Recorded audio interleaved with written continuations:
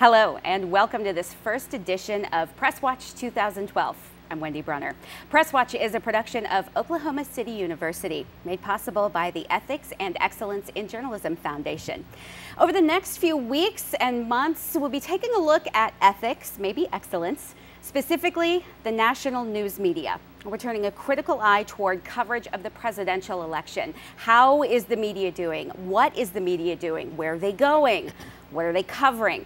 To do that, we'll be joined by expert guests, political scientists, community leaders, journalists, and we'll compare news coverage to the ethical guidelines that have been established by journalists and broadcasters themselves. But first, we want to begin by talking about why we cover politics in the news at all. So joining us now, our very first guest, OCU, Oklahoma City University's President Robert Henry, and also former Chief Judge of the United States Court of Appeals for the 10th Circuit. President Henry, thank you so much for joining us today. It's a pleasure to join you. We appreciate it. All right, so before we start talking about analyzing news media coverage, I think it's important for us to talk about the news media's role in the political process in general. And I wanted to ask you, as a man who spent your entire career basically studying the law, if you would talk to us about why the press plays such a critical role in the political process. Talk about, political watchdogs and the idea of the fourth estate. Well, it is interesting. We have famously three branches of government in the United States, but we have the fourth estate. The press is an integral part of our system of government. It is, in fact, an integral part of all English and British contributions to government. There was always this idea of the watchdog, of the guardian. It is implicit in the separation of powers and the balance of powers that we have the press, that we have journalism. Jefferson, our third president, one of our key framers, I love this quote: "The basis of our government being the opinion of the people, the very first object should be to keep that opinion right. And were it left to me to decide whether we should have a government without newspapers or newspapers without a government, I should not hesitate for a moment to prefer the latter." So here's the guy who founded our government. He said, if you give me a choice of government with newspapers or newspapers and no government, I'm going to take the newspapers, because it's important to have an ethical, reliable source to reform and modify and inform the people's opinion. Right, so they understand how they're getting involved. They need that ethical, responsible, and unbiased, ideally, information from journalists. Precisely. And I'd like to talk to you about participating in the process, specifically that young 18 to 24-year-old age range. What I'd like for us to do is we have a video clip that was put together by two of our student reporters here at OCU in our broadcast program, Stephen Leahy and Rachel Morse. And what they did is they talked to some of our students here at OCU about what our students think politics is, what they think politics means, what they're interested in, what they think the issues are in this campaign. So I'd like for us to go ahead and take a look at that clip now. Sure. Well, immediately I think of my grandfather watching Fox News. The first thing that comes to my mind is necessary evil. Political elections every 4 years. A bunch of people dressed up. I think of leadership. Honestly, I think of kind of middle-aged white guys. I care about politics in the sense that it affects our environment. We live in a democratic republic, so if you don't involve yourself in politics, you don't get your views represented. It makes sense because that's what people want. We want stuff. A lot of us are receiving financial aid. A lot of us are having to pay back student loans. A lot of us are having to pay interest on those loans, and all of these things affect us. Because the decisions that political leaders make, have real effects on our lives. Our biggest issues are public education and allocation of funds. Be more progressive in innovation, get kids excited about education. Education and healthcare is necessary to be an effective self-governed nation. It's just pragmatism. However, I don't care for politics because of the corruption that often takes place in the system. Unfortunately, some lobbyists have bad agendas and some of them have good agendas. I think it's the system that we've determined is the best way to do that. it has been flawed at times, but I definitely think that we've chosen that system for a reason. What I want from the government is to, just to treat people humanely and to treat each other with no prejudice through religion or personal preferences. I just think that equality is the #1 issue right now. I have 2 special needs brothers, and we're a middle-class family, so we don't really qualify for anything, but we still need help, but we can't get it, so. We're not just students, we're people too. Good politics can make for a much better life or a much worse life. Even though I don't get into the whole politics thing, I guess you still need a voice. By protecting a minority or protecting people who are falling behind, you're protecting yourself. I feel like if people were to focus more on what the end product of the whole political process is, then we'd have a better government in general. At least casting some kind of vote is better than not participating at all. Yeah, oh, definitely. Yeah, most definitely. 100% vote. She was absolutely right. Vote. Get involved in the process. And you and I have had a conversation before about why young people, especially in that kind of 18 to 24-year-old age range, why maybe they're not taxpayers yet, but why they should be involved in the process, because we talked about who gets what being a big part of this. Well, I was very impressed with the views expressed on the video. They talked about Fox News. Some people see politics as watching that it's a necessary evil, and yet the next student talked about leadership in politics. One student said we have a democratic republic. We do. The formal name for our government is a federal republic, a republic where people elect their leaders representatively, and a federal republic, states are involved in that. Student loans came up. Of course. The student said all of these things affect us. A person talked about the allocation of funds. Education and health care are needed to have a republic.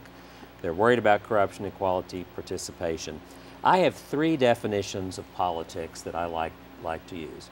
One is perhaps cynical, and the other 2 are more accurate. The cynical one was by the Oklahoma socialist Oscar Ameringer, who said politics is the art of taking votes from the poor and money from the rich on the pretext of protecting each from the other. Oh, that is cynical. Now that's the cynical view. But David Easton, a political scientist of some merit, said that politics is the authoritative allocation of values. Authoritative, somebody that has the authority, a representative, somebody who's elected or somebody who's king or queen by divine right or whatever, but someone with authority decides to allocate values. But a better working definition, I think, was the University of Chicago political scientist Harold Lasswell, who liked to say that politics is who gets what, when, and how. That's great. So politics is about stuff. If you have a desire for stuff, if you want some stuff, you have to play the political game, or you will have no voice in the allocation of stuff. Stuff, money, funding. Student loans, favorable treatment for mortgages, tax breaks, salaries, education, health care. All of these things are stuff, and the political process allocates it. So you either play the game, or somebody else decides what, if any, stuff you get. And that is exactly the best reason. Vote, get involved in the process, because who gets what, that's what it all boils down to. Right. All right. President Henry, thank you so much for joining us today. We really appreciate it. It's a pleasure to be here. Thank you. All right. Coming up next, we'll be taking a look at 2 controversial events in the national news media spotlight from the past year. We'll be talking about Newt Gingrich and Rush Limbaugh next.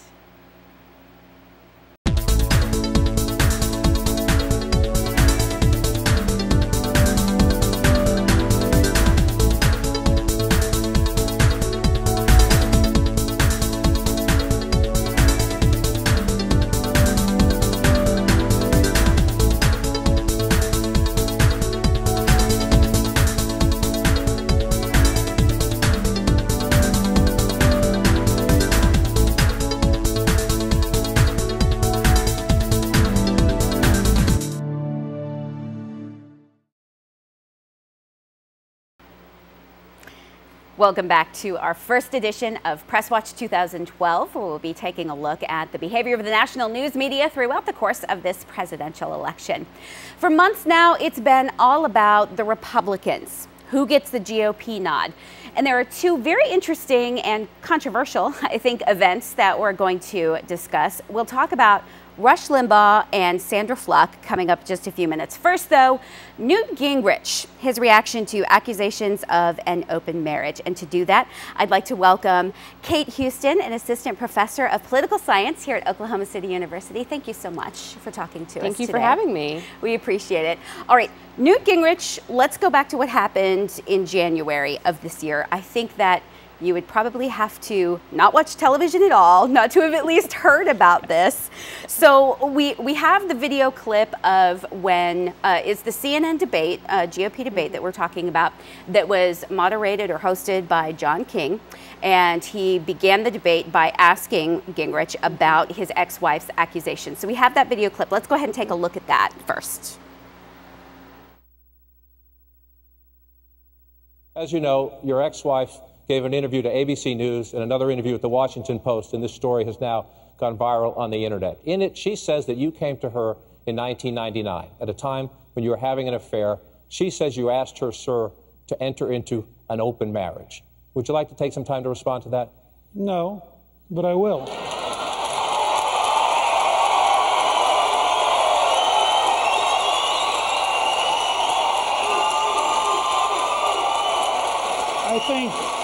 I think the destructive, vicious, negative nature of much of the news media makes it harder to govern this country, harder to attract decent people to run for public office, and I am appalled that you would begin a presidential debate on a topic like that.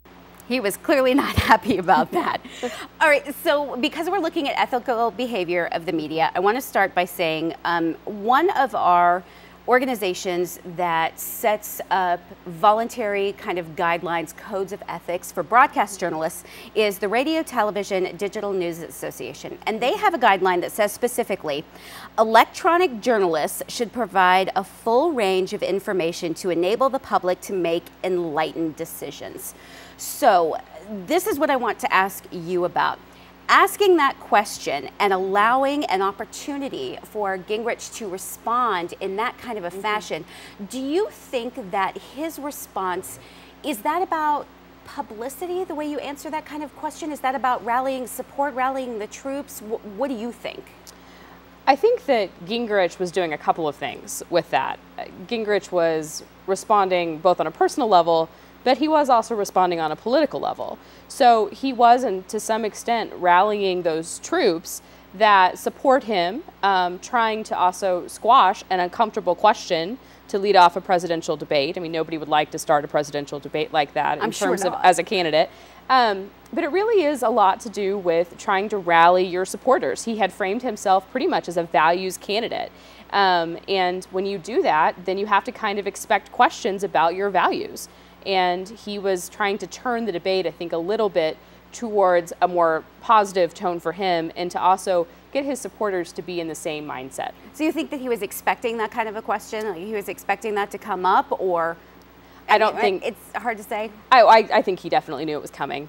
I'm not sure that he could have imagined a scenario where something like that had been in the media for so many days prior to that debate, and it had really come up in interviews before then as well. He knew it was coming. And you mentioned that it had been in the media, and we have another video clip that I'd like for us to take a look at where John King, who asked that question, is actually defending his decision, why he went there, why he even mentioned that. And then we also have a couple of clips from more journalists and commentators, kind of a response on the issue, and also a little bit of criticism too. So let's go ahead and take a look at that. As you noted, Mr. Speaker, this story did not come from our network. As you also know, it is the subject of conversation on the campaign. I get your point. I take your point. John, it was repeated by your network. You chose to start the debate with it. Don't try to blame somebody else. You and your staff chose to start this debate with it. You make a decision, you ask the question, and this is politics. This is politics. He's trying to promote himself, promote an agenda. Of course he's going to attack us. I don't take that personally. But I want to say one other thing. As a journalistic matter, John had a duty to ask that question, It was the elephant in the room. After all, his wife is accusing him of hypocrisy, being the man of family values, who had this private life that was in conflict with what he was preaching, and the man who went after Bill Clinton. On a similar set of issues, he would distinguish it because Clinton was a sitting president. But nonetheless, for a lot of voters, there is hypocrisy in that. So that was the elephant in the room. And John King is known by most of the people here as one of the fairest people in the country. Let me say that reasonable people may disagree on this matter. But if you're asking if I would run it, the answer is no, I wouldn't have. And in case anybody's interested, it has nothing to do with whether I like or dislike Newt Gingrich, or it has nothing to do with politics at all. In fact, I could only think of one reason to run the interview, and that is it's a ratings bonanza. So some difference of opinion, not big surprising that there's sniping going on between the networks. That's typical. But since we're talking about ethics again, I want to mention another code, and this one is actually from the Society for Professional Journalism, or journalists rather, and this is, again, voluntary codes, but they suggest that journalists should show good taste and avoid pandering to lurid curiosity. So my question to you is this: is marriage, is his marital status, the open marriage thing, is that a legitimate issue, or are we pandering? Is that lurid curiosity? I don't think it's pandering or lurid curiosity on the part of the media anymore. Gingrich had framed himself, again, as this values candidate, and he had really talked already about being, he had talked about the Democratic Party being the destroyer of traditional family marriage. Right. And when you pull marriage and politics into the same boat, and you're the one talking about it, your own marriage and your own personal life is going to come into question. Beyond that, there is a huge segment of the population that really does fundamentally care about electing a good, as well as you can define what good is, right, president, and someone who is going to have solid character. And that does matter, when we talk about various different policy solutions. You don't want someone who's necessarily going to be of questionable character. So I think it's not pandering and it's not your curiosity. I mean, if we were going out there and trying to dig things up intentionally, right, but Gingrich's life was out there for everyone to see, and he was framing it and talking about it himself, and I think that's an open question. And as they mentioned before, he was one of the ones that was going after Bill Clinton back in 1998, so yes, they kind of opened that door already. Yes, he did open it. All right, valid question then. All right, Kate, we're going to actually ask you to stay with us for just a couple of minutes. We're going to come back in just a moment, because coming up next, he called a young woman the S word. You know what we're talking about, Rush Limbaugh, back in March. The firestorm he ignited. More next.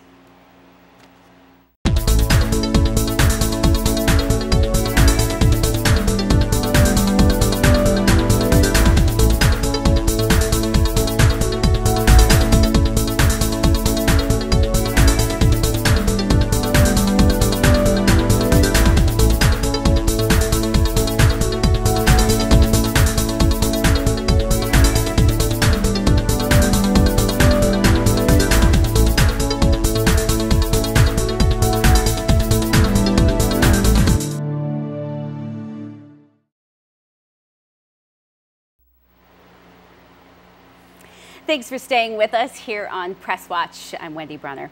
All right, so far today we've talked about politics in general, what that means. We've also looked at the Newt Gingrich controversy and the question during the GOP debate about an open marriage. So now we're going to return to Professor Houston, and we're going to talk about this Rush Limbaugh thing. Back in March, of course, he was asking or not asking, he was commenting on a young university student who believed that birth control should be paid for, mandated to be paid for by health insurance. So again, we have a video clip. We have Limbaugh's original statement, what he said on his radio show in response to that. So let's take a look.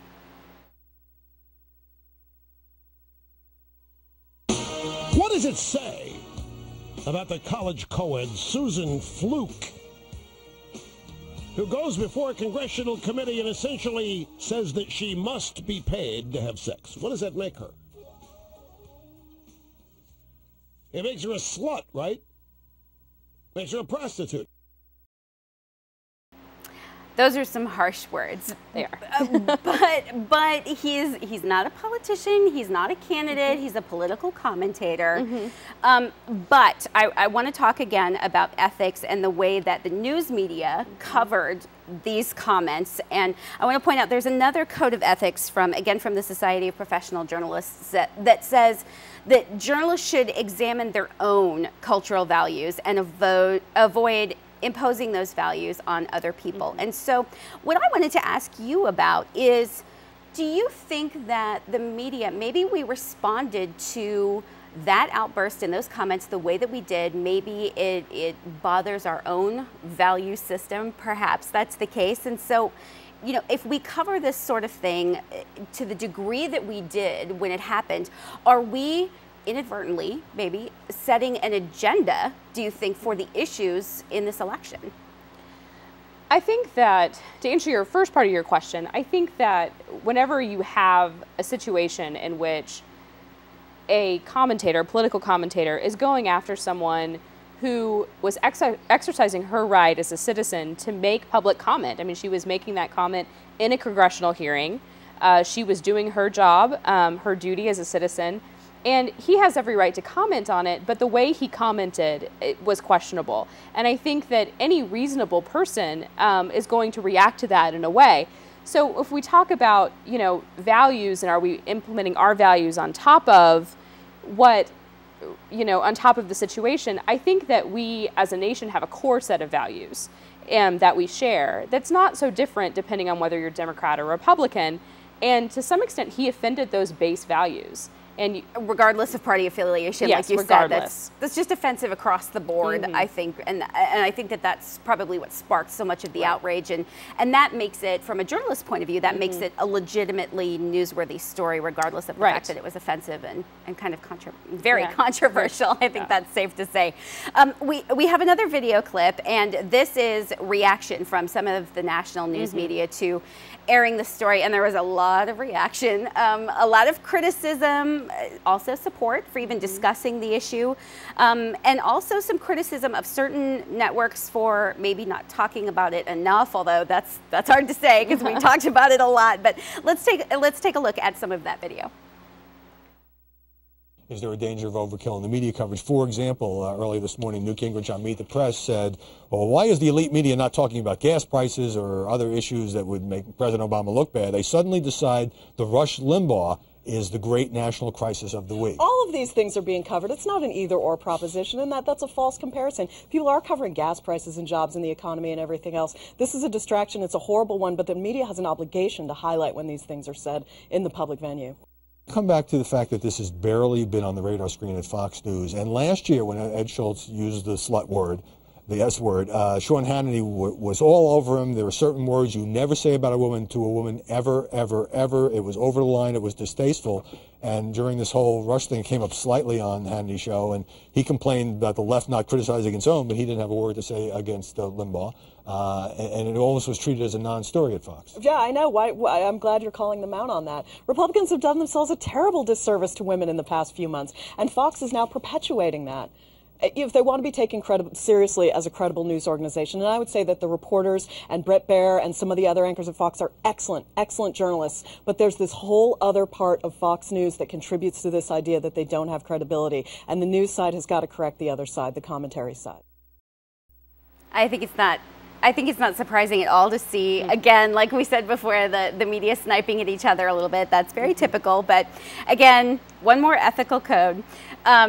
The Society for Professional Journalists says that journalists should be supporting the open exchange of views, even views they find repugnant. So this one probably repulsive to a lot of people, I think. But if it's about the open exchange of views, if it's about igniting a dialogue, one of the commentators mentioned, well, how come the news media hadn't been talking about gas prices or the economy or other healthcare issues, that sort of thing? And she mentioned, you know, I think those things were being covered, but do you think that, is this about us not covering the right issues? You know, there's that whole liberal media accusation thing. What do you think about the issues?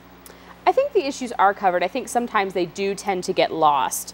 in the 24-hour news cycle, the need to talk about something. You can only talk about gas prices so long before people are going to start moving away to another channel. And so there is that element of being a business, and there is that element of competition and needing to attract people who are going to watch your programming. That being said, journalists do have a responsibility to be able to talk about multiple issues. And the Rush issue was a legitimate issue to talk about. You have someone who has a lot of people who listen to him. He's the most highly rated political commentary show on the radio. Huge audience. Huge audience, and people listen to him, and people react to what he says. And they reflect then in their political dialogue with one another. They reflect then in their political dialogue with their elected representatives, those views. And so journalists do have a responsibility to cover those kinds of activities when something like that happens and when a political commentator steps out of line. So regardless of the fact that, that women's health care maybe might not have been on the radar, this is something we settled many years ago, but we had to go back there again. We had to bring that back up again. Well, I mean, reproductive issues are huge this election cycle. They're huge in Oklahoma right now. They're huge across the country in a number of states, women's reproductive issues. And so the issue really is on the table all the time. The question is how much we talk about it, versus how much we talk about those who are talking about it. Exactly. All right, thank you so much. Oklahoma City University's Assistant Professor of Political Science, Kate Houston, we so much appreciate your being here. Thank you for your insight. All right, that is all the time we have for Press Watch 2012 today. We are so grateful to both of our distinguished guests. Press Watch is a production of Oklahoma City University in partnership with the Ethics and Excellence in Journalism Foundation. We will be doing this again very soon, so make sure you join us next time.